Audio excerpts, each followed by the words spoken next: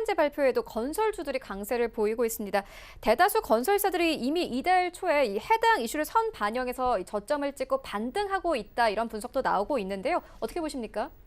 네, 이 건설주도 국내 경기 아주 밀접한 지표죠. 왜냐하면 대한민국 시장, 지구촌에서 가장 부동산 투자 비중이 높은 나라가 일본하고 대한민국입니다.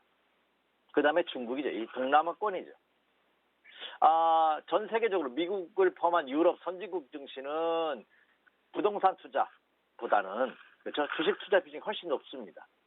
그런데 일본과 우리나라는 부동산 투자 비중이 훨씬 더 높죠. 따라서 이 부동산 경기가 실제로 국내 경기를 좌지우지한다 하더라도 과언은 아닐 것입니다. 자, 그런데 정부가 어제도 뜨거운 이슈였고 오늘도 뜨거운 이슈였을 겁니다. 김현미 국토통일부 장관께서 최근 급등하고 있는 주식시장을 잡기 위해서 가격을 잡기 위해서 분양가 상한제를 전면 실시를 했습니다. 그래서 52주 신저가를 보이던 건설주들이 오히려 분양가 상한가가 발표되고 나서 주가가 크게 상승하는 그런 모습을 보임으로써 투자자들이 다소 어리둥절하게 생각하는 그런 모습이 펼쳐지고 있다는 점입니다.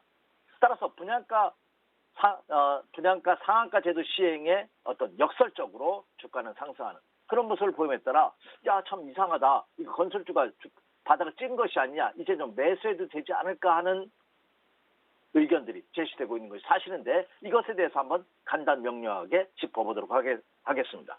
물론 분양가 상한제는 국내 건설업체에게는 악재입니다. 왜냐?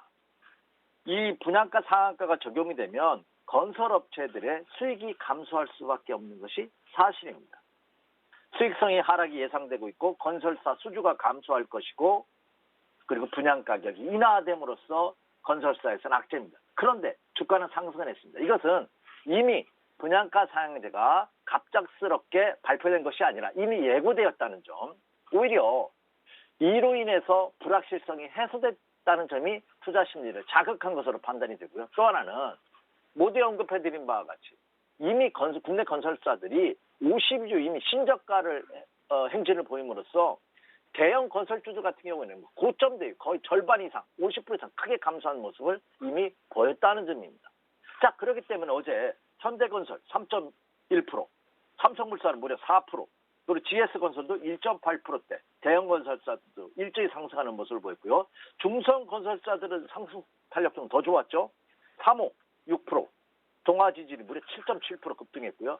동부건설이 6.3% 상승하는 등 중소형 건설사뿐만 아니라 대형 건설사까지 일제히 상승하는 그런 모습을 보였다는 점입니다. 따라서 이 분양가 상한제 제도가 10월부터 본격적으로 가동될 시에는 투기 과열지구의 민간 택지마저 영향을 받을 가능성이 높습니다. 특히 재개발이나 재건축 사업장에도 아주 치명타를 날릴 것으로 예상이 돼서 일부 재건축을 시행하는 그 조합에서는 반발 움직임이로써 가시적으로 나타나고 있는 그런 모습입니다.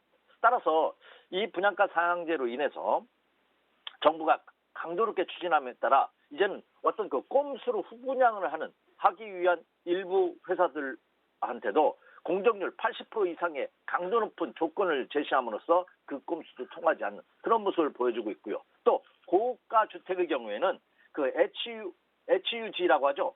주택보증공사로부터 임대보증을 강화하는 쪽으로 고가 주택에 대해서도 강화하는 그런 모습이 나타나고 있다는 점입니다. 따라서 이들 건설업체가 향후 경기에 대한 대외 여건에 대한 이런 불확실성이 해소에 돼야지만 추가 상승이 가능하지 않을까 이렇게 생각이 됩니다. 어제 급등을 포함해서 건설주주 최근의 상승은 그동안 과대 낙폭에 따른 반등의 개념이 크고요. 그리고 불확실성 해소의 차원에 따른 일시적인 반등의 가능성이 높기 때문에 너무 추격 매수라든지 추세적인 상승 전환을 예상하기엔 아직도 좀 확인해야 될 그럴 과정이 많이 놓여져 있다 이렇게 말씀을 드립니다.